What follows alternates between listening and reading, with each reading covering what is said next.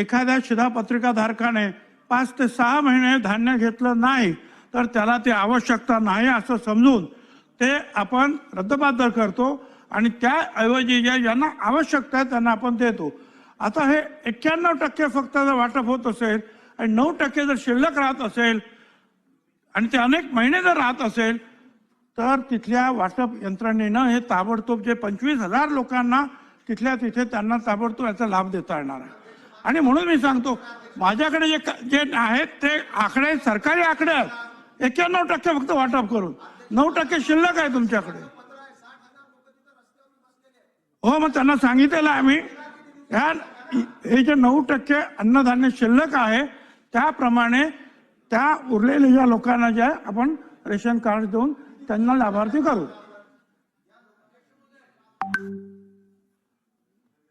आता कोणाकोणाचे अर्ज आलेले आहेत ते नियमात बसून आपण ताबडतोब लाभ द्यायला सांगू, कारण आपल्याकडे अन्नधान्य शिल्लक आहे ते.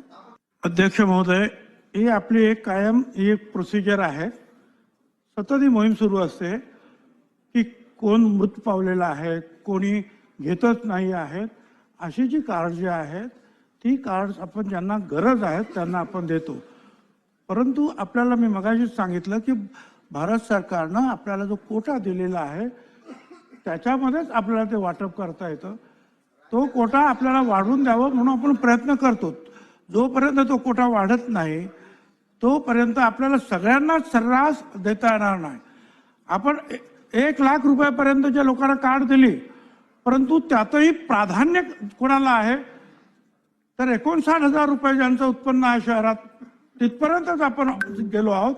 आणि ग्रामीण भागामध्ये जे आहे 44-45,000 जे आहेत बस तिथपर्यंत. त्याच्यानंतरचा जो कोटा जो आपल्याकडे नसल्यामुळे आपण तो दिलेला नाही.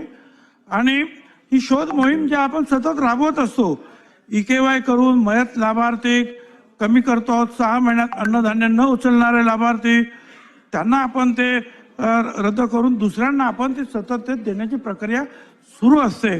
आपल्या जळगावमध्ये सुद्धा अशा प्रकारे किती धान्य शिल्लक आहे आणि किती आपण देऊ शकतो या संदर्भातली माहिती घेऊन मी आपल्याला कळवतो.